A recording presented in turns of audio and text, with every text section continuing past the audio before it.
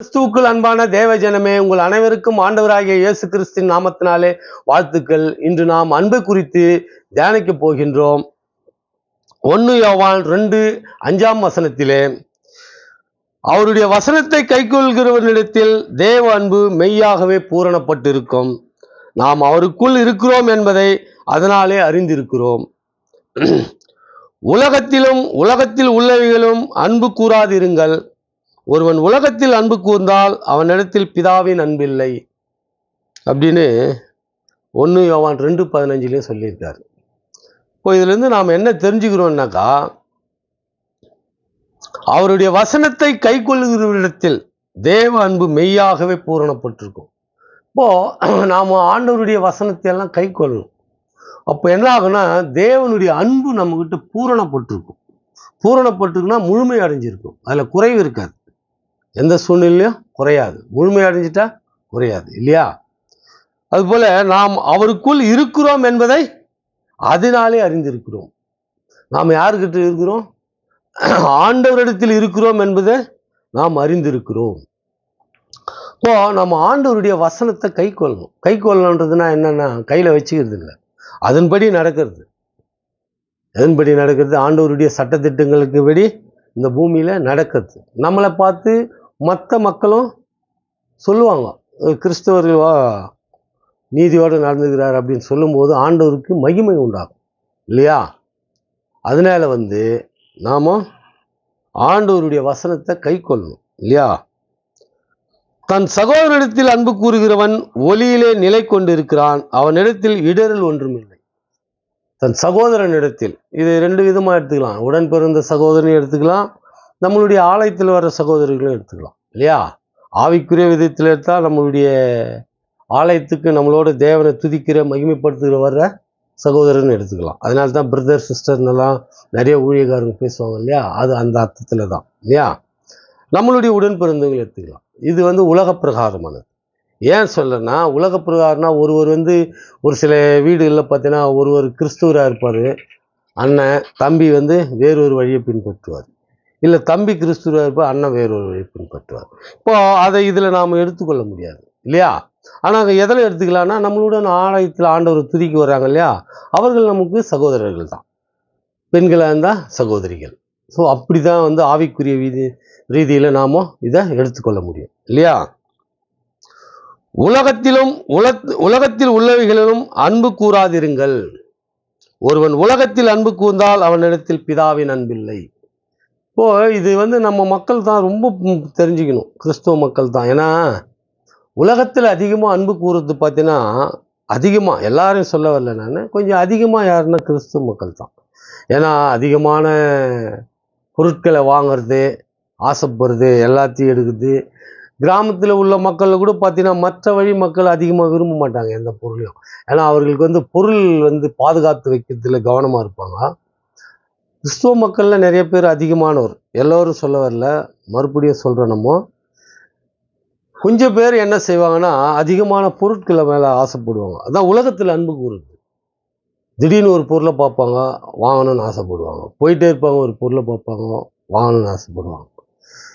அதனால ஆண்டவர் அப்பவே சொல்லியிருக்கிறாரு, உலகத்தில் உள்ளவைகளிலும் அன்பு கூறாதிருங்கள். ஒருவன் உலகத்தில் அன்பு கூர்ந்தால் அவனிடத்தில் பிதாவின் அன்பில்லை.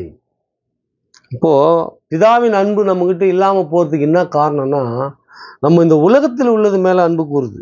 இப்போ பார்த்தீங்கன்னா உலகத்தில் உள்ளது தான் செல்ஃபோனு. எப்போ பார் செல்ஃபோன் யார் வச்சிருக்கிறாங்கன்னாக்கா, அதிகமாக நம்ம மக்கள், கிறிஸ்துவ மக்களில் கொஞ்சம் பேர் வச்சிருக்கிறாங்க. எப்போ பார் கையில் செல்ஃபோன் தான் இருக்குது.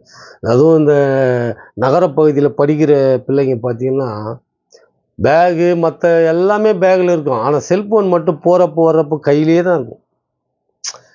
ஏன்னா அது தவறி விழுந்தாக்கா, அது உடஞ்சிட்டுச்சுன்னா அதனுடைய 10,000, 20,000, 50,000 அதனுடைய விலைகள் அதிகமாகினே இருக்குது. ஆனால் எப்போ எல்லாரையும் பார்க்குறோம், நம்ம கையிலே தான் ஃபோன் இருக்குது. இப்போது அது மேலே அவ்வளோ அன்பு. திடீர்னு யாராவது பேசுவாங்களா, மெசேஜ் அனுப்புவாங்களா, அதே நோக்கம், அதே எண்ணத்தில் இருக்கிறதுனால தான் கையிலேயே ஃபோன் வச்சுருக்காங்க. அதை பாதுகாப்பாக பேக்கில் வச்சுக்கலாம், தேவைக்கு பேசலாம்.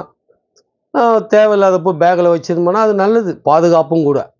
போயிட்டே இருப்போம், திடீர்னு எவனாவது பிடிங்கிட்டு போயிடுவான், இல்லை ஏதாவது தட்டி கீழே விழுந்துரும். எப்படி பார்த்தாலும் செல்ஃபோன் போனால் நஷ்டம் நமக்கு தான் இல்லையா? அதனால அது உலகத்து மேலே இன்றைக்கி அதிகமாக அன்பு கூறுது யாருன்னா எல்லா மக்களுமே, என்னோட சேர்த்து தான் சொல்கிறேன். செல்ஃபோன் மேலே அதிக அன்பு வைக்கிறோம். எப்போ பார் செல்ஃபோனு கையிலே வச்சுருக்கிறோம் இல்லையா? தலையான பக்கத்தில் வச்சுருக்கிறோம். இதுக்கு முன்னாடிலாம் பைபிள் வச்சுருந்தாங்க, அது தவறு தான். பைபிள் படிச்சுட்டு அதுக்குரிய இடத்துல வைக்கணும். அது ஒரு அன்பில், அது ஒரு பயத்தில் பக்கத்தில் வச்சுக்குவாங்க. ஆனால் இன்றைக்கி செல்ஃபோன் இருக்கிற இடத்துல, பைபிள் இருக்கிற இடத்துல செல்ஃபோன் இருக்குது. பைபிள் கொஞ்சம் தூரமாக போய் வச்சுப்போம். இதான் உலகத்தின் மேல் அன்பு கூறுது. இதே ஒரு 20-30 வருஷத்துக்கு முன்னாடி பார்த்தீங்கன்னா பைபிள் இருக்கும் எல்லார் பக்கத்துலேயும். இன்றைக்கி எல்லார் பக்கத்துலேயும் தலையாணி பக்கத்தில் என்ன இருக்குது? செல்ஃபோன் இருக்குது. இதான் உலகத்தில் அன்பு கூறாதிருங்கள் என்றார் ஆண்டவர். ஒருவன் உலகத்தில் அன்பு கூர்ந்தால் அவனிடத்தில் பிதாவின் அன்பு இல்லை. பிதாவின் அன்பு யார் இல்லை? உலகத்தில் அன்பு கூர்ந்தால். நாம் தேவனுடைய பிள்ளைகள் என்று அழைக்கப்படுவதனாலே பிதாவானவர் நமக்கு பாராட்டின அன்பு எவ்வளவு பெரிதென்று பாருங்கள். உலகம் அவரை அறியாதபடினாலே நம்மையும் அறியவில்லை. இந்த வசனத்தை ரொம்ப நல்லா கவனிக்கணும்.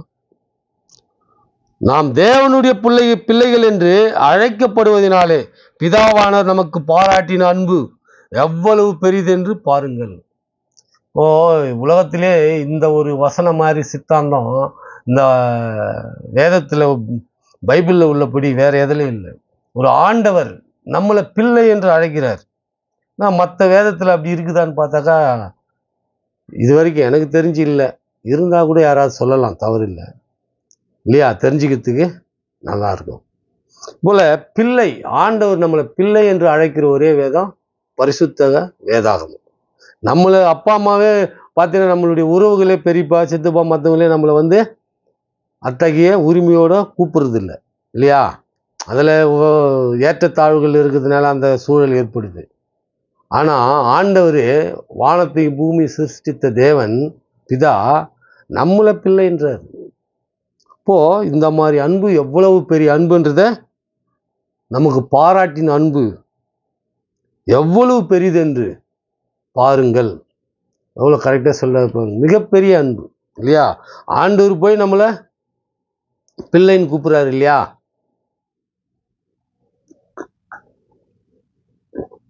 ஏதாவது நம்ம தப்பு பண்ணிட்டோம்னா நம்ம அப்பா அம்மாவே நீ எனக்கு பிள்ளையே இல்லை போடான்றவங்க இல்லையா? இதெல்லாம் நம்ம கேள்விப்பட்டிருக்கிறோம், நம்ம வாழ்க்கையில நடந்துருக்குதுன்னு வச்சுங்க.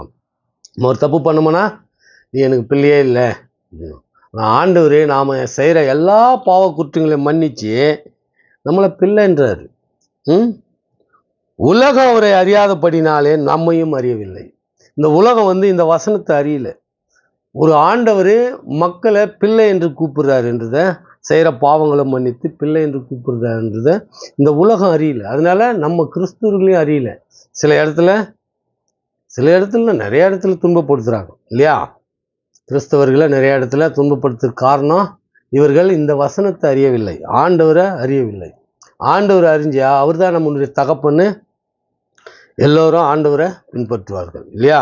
அதனால் பரிசுத்த வேதாகமத்தினுடைய வசனங்களை நாம் மற்றவர்களுக்கு எடுத்து சொல்லணும். அதனால் இத்தகைய வசனங்களை படித்து நாம் ஆண்டவருடைய பிள்ளைகளாக இருக்கும்படிக்கு நாம் இந்த உலகத்தில் அன்பு கூறாமல், உலகத்தின் பொருள் மேல் அன்பு கூறாமல், தேவன் மேல் அன்பு கூர்ந்து நாம் பிதாவின் பிள்ளைகளாக இருக்கும்படி நாம் நம்மையே ஆண்டவரிடத்தில் ஒப்பு கொடுப்போம். ஆண்டவராகிய இயேசு கிறிஸ்துவே துதி கன மகிமை என்றென்றும் இருப்பதாக. ஆமேன்.